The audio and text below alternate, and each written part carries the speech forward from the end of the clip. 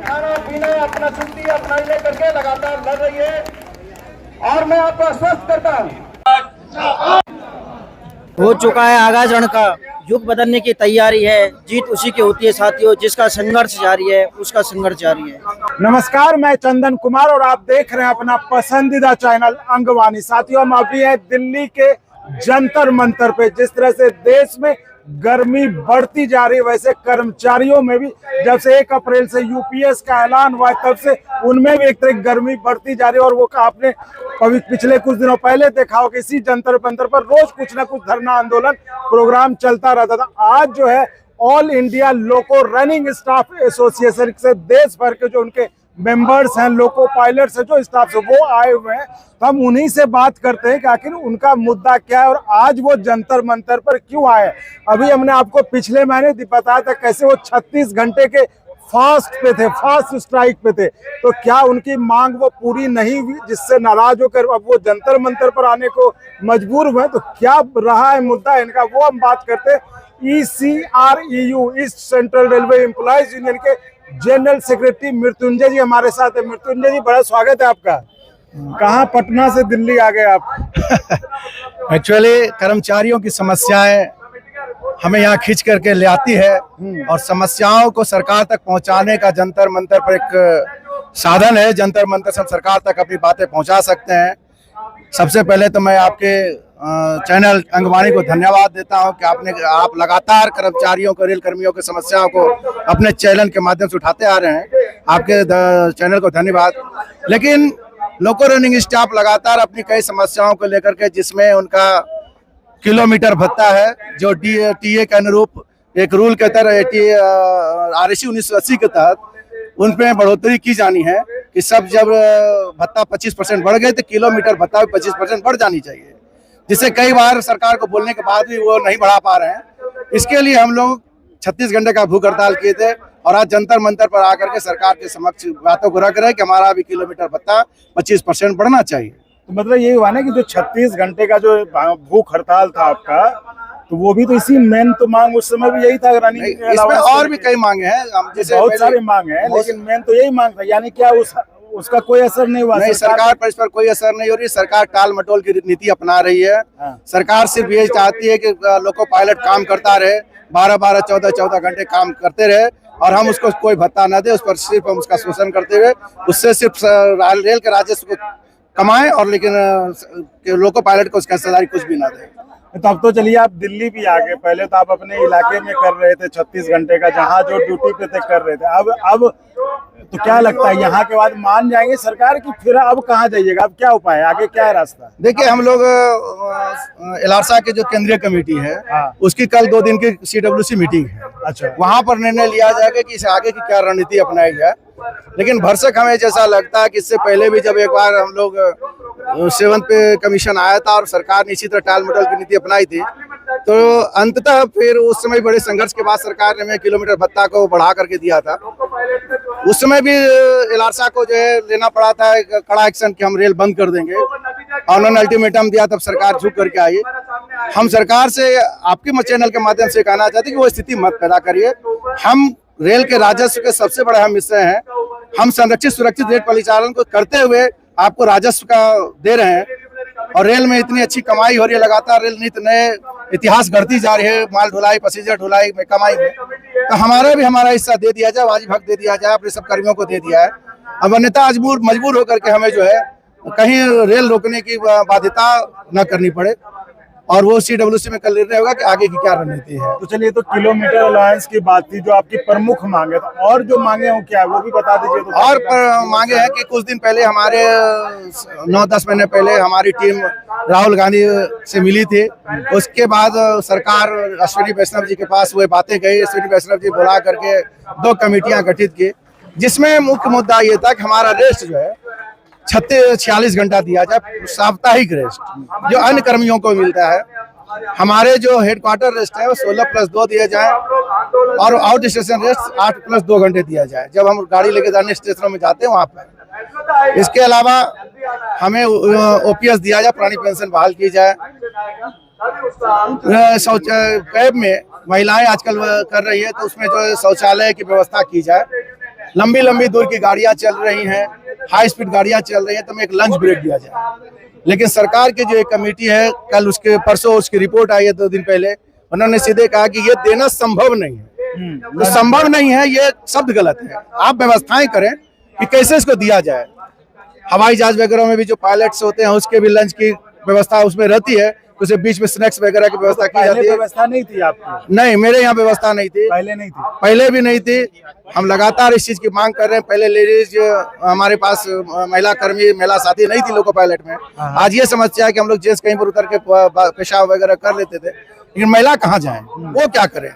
आप महिला कर्मियों की भर्ती कर रहे हैं और उसके लिए व्यवस्था नहीं दे रहे, तो वो कहाँ जाएंगे और क्या करेंगे। इसके लिए हम लोग लगातार इसमें टॉयलेट की मांग कर रहे थे, जिस पर सरकार ने अनभिज्ञता जाहिर करते हुए कह रही है। सरकार सबसे बड़ी विडंबना है कि सरकार लाखों रुपए के कैमरे लगा रही है, लेकिन एक शौचालय नहीं बना पा रही है। ये मानवाधिकार का एक पूरी तरह उल्लंघन है, और इस पर हम लोग मानवाधिकार आयोग भी जाएंगे कि इस पर वो मानवाधिकार को सारी बातों को रखते काम करें। तो कल बैठक आपकी दिल्ली में ही है? कल और परसों 2 दिन के CWC की बैठक एलारसा की है। अच्छा। यहाँ पर सारे एलारसा के कर्मी अपने अपना निर्णय करेंगे क्या करना है, आगे क्या रणनीति अपनी जाएगी। जो रिपोर्ट आई है सरकार की और जो मांग एलारसा की थी कि जो वो दिया जाए। अच्छा, मतलब जो रिपोर्ट आई है उस पर भी चर्चा होगी? हाँ, वो चर्चा होगी कि वो जो हमने रिपोर्ट दिया उस पर क्या चर्चा होगी। मैं Junu Kumar, central organising secretary, all India loco running staff association. यहाँ मुख्य रूप से रनिंग स्टाफ जो भारतीय रेल के आए हैं, अपनी कुछ ऐसी समस्या है, ज्वलंत समस्या है जो रेलवे को सुरक्षित चलाने के लिए जरूरी है। जैसे आखिर ये रनिंग स्टाफ इतनी गर्मी में यहाँ क्यों बैठे हैं? सबसे ज़्यादा ड्यूटी इनको करनी पड़ती है। जो और भी जो स्टाफ है रेल के या अन्य कहीं जगह पे, वो 8 घंटा काम करते हैं, 16 घंटा आराम करते हैं। हमारी ड्यूटी 12-12 घंटे कराई जाती है और हमको 8 घंटे आराम करने के बाद पुनः फिर 12 घंटे 11 घंटे ड्यूटी करने के लिए कहा जाता है। मुख्यालय में 6 दिन के बाद जो साप्ताहिक विश्राम मिलता है वो सबसे कम हम ही को मिलता है। सबसे ज्यादा काम हम करते हैं और हमको मात्र 30 घंटे का विश्राम मिलता है। और बाकी भी जो लोग काम करने वाले इस देश में लोग हैं, जो भी मजदूर हो कहीं भी, आप उनको देख लीजिए, सैटरडे और संडे कैसे बंद रहता है, फिर वो मंडे को ड्यूटी में आते हैं। कम से कम 46 घंटे से कम किसी को रेस्ट नहीं मिलता है। भारतीय रेल के रनिंग स्टाफ को मात्र 30 घंटे का रेस्ट मिलता है। इस नाइंसाफी के खिलाफ, इस सौतेला व्यवहार के खिलाफ हम लोग आए हुए हैं। और सबसे बड़ा जो धोखा हमारे साथ हुआ है, डीए जब बढ़ा 1/1/2024 को 50% डीए हुआ, तो पिछले पे कमीशन के अनुसार इस पे कमीशन के अनुसार भी सभी भत्ते को 25% बढ़ जाना था।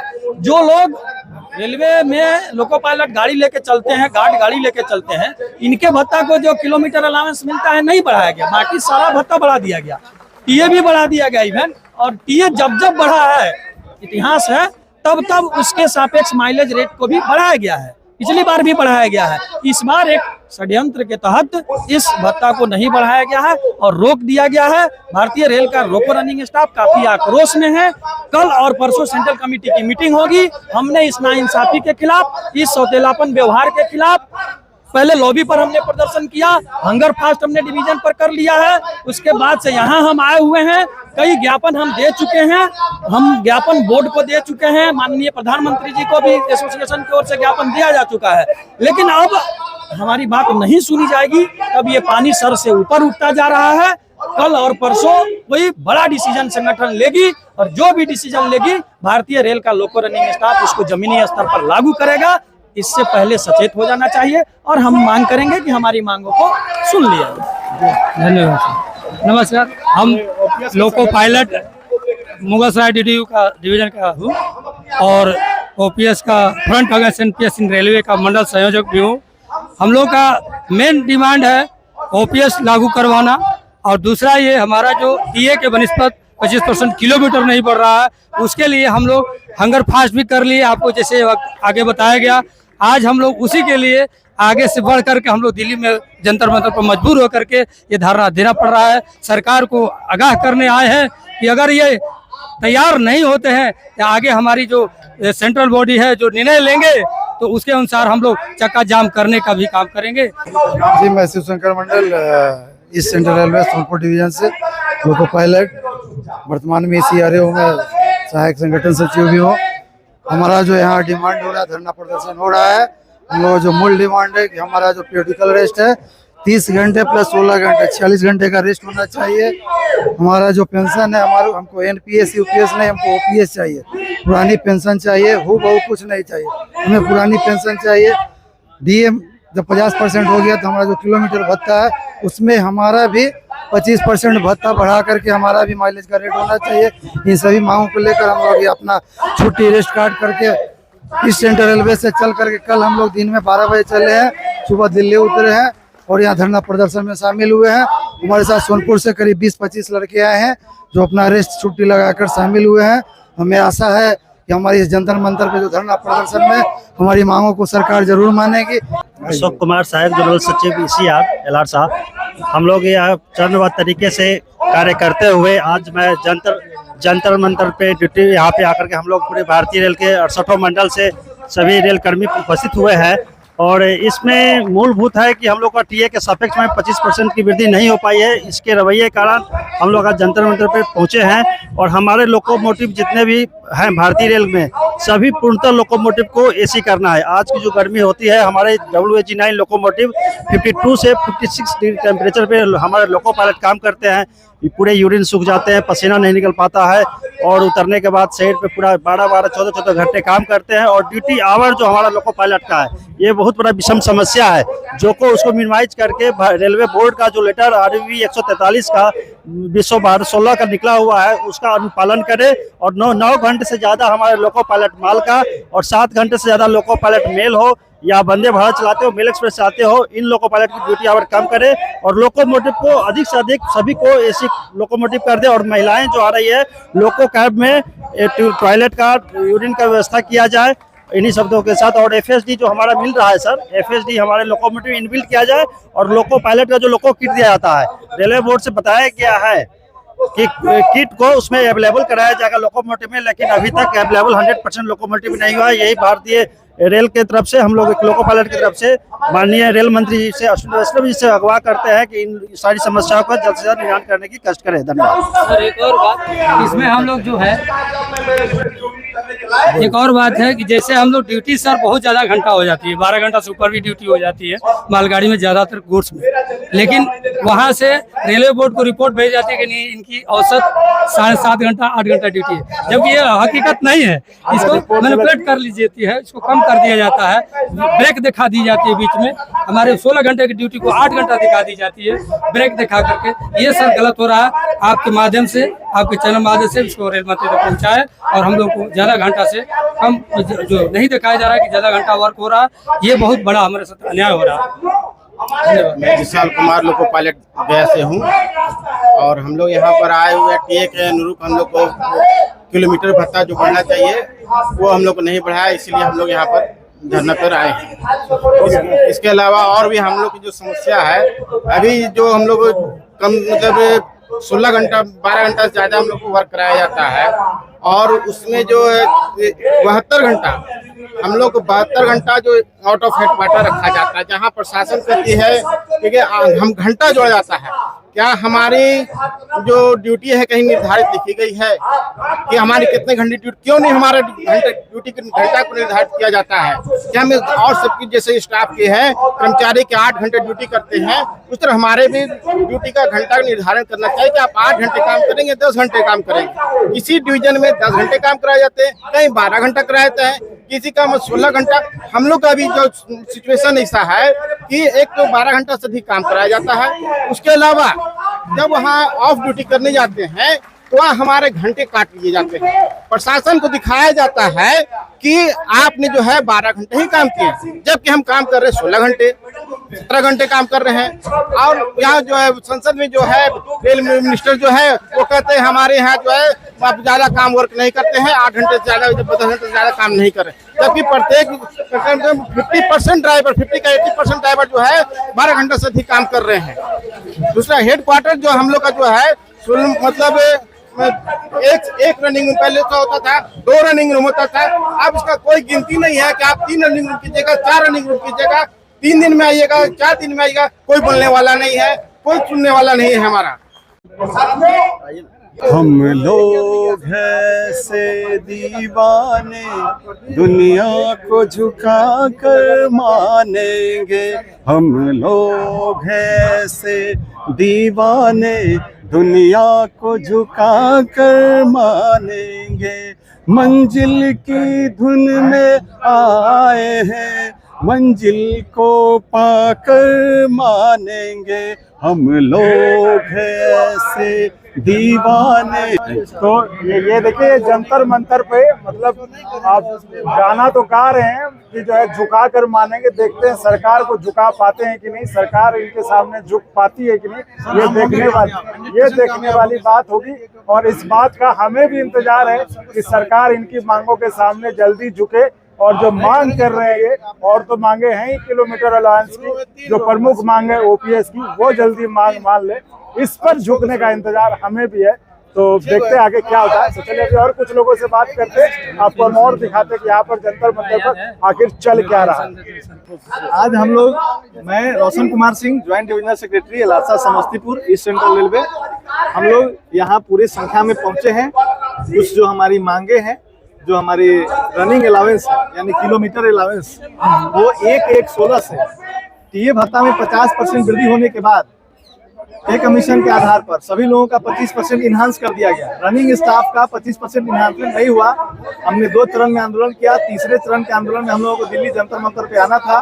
उसी के तहत हम लोग आज इकट्ठे हुए हैं और सरकार से ये मांग करते हैं कि किलोमीटर अलाउंस का जो भत्ता है वो नियमानुसार हमारा 25% इन्हांस किया जाए। साथ ही दूसरा मुद्दा जो अभी देशव्यापी मुद्दा है, सभी कर्मचारियों की मांग है कि पुरानी पेंशन बहाल की जाए। जो नई पेंशन योजना है उसमें मॉडिफाई करके जो यूपीएस लाया गया, यूनिफाइड पेंशन स्कीम, हम लोग इसका भी विरोध करते हैं और जो हूबहू पुरानी पेंशन योजना है उसकी मांग करते हैं। और इसीलिए हम सभी पूरे भारतवर्ष से सभी लोग रनिंग स्टाफ यहाँ उपस्थित हुए। तो आपने ये जंतर मंतर से देखा, जो कि कहा जाता है कि आजकल रेलवे के कर्मचारी चूंकि नए लोग आते हैं तो वो ज्यादा शायद धरना आंदोलन में हिस्सा नहीं लेने के मूड में रहते, लेकिन आप यहाँ पर जो लोग देख रहे होंगे, जो अच्छी खासी संख्या है यहाँ पर, ये आपको पता चल रहा होगा कि लोग किस तरह से, उनका तो अपना मुद्दा है ही किलोमीटर अलायंस का, उसके साथ साथ ओपीएस को लेकर भी वो अब चूंकि 1 अप्रैल से यूपीएस का नोटिफिकेशन जारी हो गया, तो उसके बाद ये ओपीएस को लेकर भी जो है आंदोलन रहा था। और वो कहते हैं हमें हूबहू ओपीएस ही चाहिए, ना एनपीएस ना यूपीएस। खैर ये तो आने वाला वक्त बताएगा कि आखिर सरकार इनकी मांग मानती है या नहीं। लेकिन ये जंतर मंतर है जहां पर अभी आपने कुछ दिन पहले एक और आंदोलन देखा, एक और धरना देखा ओपीएस को लेके। एक आज का ये है और एक फिर 1 मई को होगा, जिसमें कि विजय बंधु जी का संगठन है वो फिर ओपीएस को लेकर आंदोलन करेगा। तो फिलहाल इस वीडियो में इतना ही। आप ऐसे ही चैनल को लाइक शेयर सब्सक्राइब करते रहे। बहुत बहुत धन्यवाद। और अगर आपको अच्छा लगा तो एक बार और आपको मैं कहना चाहूंगा कि आप इसको प्लीज सब्सक्राइब और शेयर करते रहें, ताकि हमारा भी मनोबल और सपोर्ट बना रहे।